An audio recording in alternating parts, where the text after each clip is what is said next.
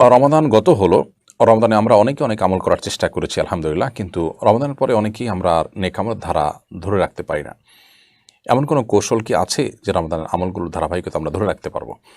আলহামদুলিল্লাহ, খুবই গুরুত্বপূর্ণ একটি প্রশ্ন।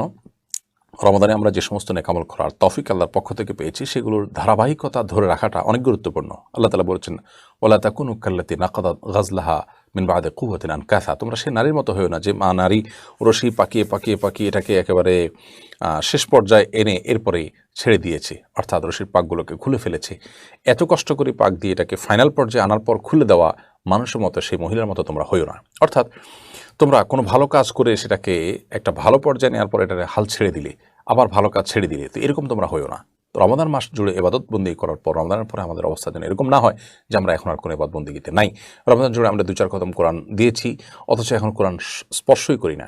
রমাদানে আমরা ফরজ তো পড়েছি, নফল নামাজ পড়েছি, তারাই পড়েছি, আর এখন ফরজও জামাতের সাথে পড়তে পারি না। এরকমটি যেন না হয়, সে চেষ্টা আমাদের থাকা উচিত। আল্লাহ রাব্বুল আলামিন বলেছেন, ইন্নাল্লাযীনা ক্বালু রাব্বুনাল্লাহু সুম্মা ইসতাকামু, নিশ্চয় যারা বলল আমাদের রব আল্লাহ, এরপরে এই কথার উপর যারা অটল অবিচল থাকবে, তাতানাজ্জালু আলাইহিমুল মালায়েকা, এদের মৃত্যুর সময় তাদের ফেরেশতা আল্লাহর পক্ষ থেকে এসে নাজিল হয়ে তাদেরকে সুসংবাদ দিতে থাকেন জান্নাতের, এবং তাদেরকে বলা হয় যে তোমরা কোনো পেরেশান হবে না, টেনশন করবে না, চিন্তার কোনো কারণ নাই, সেই জান্নাতের সুসংবাদ গ্রহণ করো যেটার ওয়াদা তোমরা সারা জীবন শুনেছ কোরআন থেকে, সুন্নাহ থেকে, আল্লাহ রাসূল সাল্লাল্লাহু আলাইহি ওয়াসাল্লামের পক্ষ থেকে।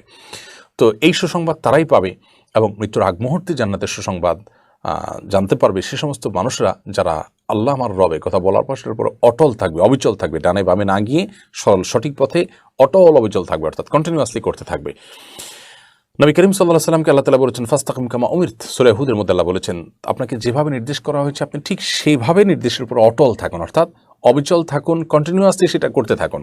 এটার মধ্যে যেন ছেদ না পড়ে, বিরতি যেন না হয়।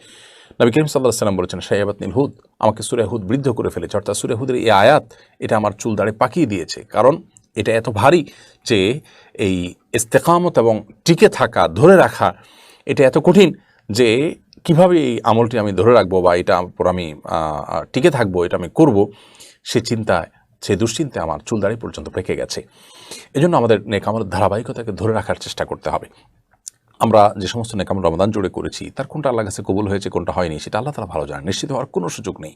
তবে উলামায়ে কেরাম বিভিন্ন অভিজ্ঞতার আলোকে, কোরআন হাদিসের বিভিন্ন নসের ভিত্তিতে কিছু আলামতের কথা বলেছেন, যেগুলো দেখে আমাদের নেক আমল আল্লাহর কাছে কবুল হয়েছে বলে আমরা সুধারণা করতে পারি। তোমাদের থেকে একটি হলো এটি যে রমাদানে যে আমলগুলো করতে পেরেছে সেগুলোর ধারাবাহিকতা ধরে রাখতে পারা।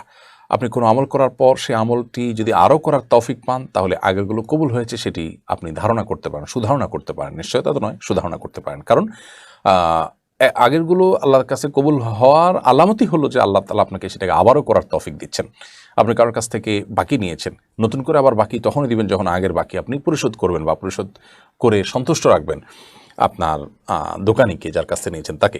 ঠিক একইভাবে আল্লাহ তাআলা আপনার উপর সন্তুষ্ট, আপনার আমলে সন্তুষ্ট, এটার একটা আলামত হলো আল্লাহ আপনাকে আমলটা আবারও করার তৌফিক দিয়েছেন। এই জন্য রমাদান জুড়ে আমল করেছি আমরা, কোরআন তেলাওয়াত করেছি, এটা একটু একটু হলেও আমরা এখন করব, নামাজ পড়েছি সেটা একটু একটু করে ধরে রাখার চেষ্টা করব। নবী করিম সাল্লাল্লাহু আলাইহি ওয়াসাল্লাম বলেছেন, আহাব্বুল আমালি ইলাল্লাহি আদওয়ামুহু ওয়া ইন কাল, আল্লাহর কাছে সবচেয়ে প্রিয় আমল হলো যে আমল বান্দা কন্টিনিউয়াসলি করে, নিয়মিত করে, হোক না সেটা পরিমাণে কম। একসাথে আপনি অনেক কোরআন তেলাওয়াত করলেন, এরপরে সারা বছরের খবর নাই, এর চাইতে উত্তম হলো আপনি একসাথে একটু বেশি করলেন, অনেক বেশি না করতে পারেন কিন্তু একটু বেশি করলেন রমজান উপলক্ষে, কিন্তু বছর জুড়ে আপনি অল্প অল্প হলেও সেটা করতে পারলেন। এটা কিন্তু আল্লাহর কাছে অনেক বেশি প্রিয়। অতএব আমাদের রমাদান শেষে এখন কমপক্ষে কয়েকটি কাজ খুব গুরুত্বের সাথে করা উচিত। প্রথমত 5 ওয়াক্ত নামাজ ঠিকমতো পড়া উচিত। দ্বিতীয়ত কোরআন প্রতিদিন একটু একটু করে হলেও কোরআনের সাথে সময় কাটানো উচিত, বুঝে বুঝে কোরআন তেলাওয়াত করা উচিত, হোক সেটা 1 আয়াত, হোক সেটা 5 আয়াত, 10 আয়াত, 1 পৃষ্ঠা, যতটুকু তৌফিক হয়। সেই সাথে রমজানের রোজার পর নফল রোজা যেগুলো আছে, সম্বৃদ্ধি 13, 14, 15 চন্দ্র মাসের, এগুলো রাখার চেষ্টা করা উচিত। শাওয়ালের 6 রোজা, এগুলো একটু একটু করে রাখার চেষ্টা করা উচিত। সিয়ামের টাচে আমাদের থাকা উচিত। সেই সাথে আল্লাহর নেককার বান্দা এবং আল্লাহভীরু মানুষগুলো যারা রমজানের পরে নেক আমল করে, তাদের সান্নিধ্যে আমাদের থাকা উচিত। আল্লাহর কাছে দোয়া খুব বেশি করা উচিত। শয়তানের চক্রান্তের উপরে সাবধান থাকা উচিত। আল্লাহ তাআলা আমাদেরকে রমজান জুড়ে যে আমলগুলো আমরা করেছি তার ধারাবাহিকতা যেন ধরে রাখতে পারে সেই তৌফিক দান করুন।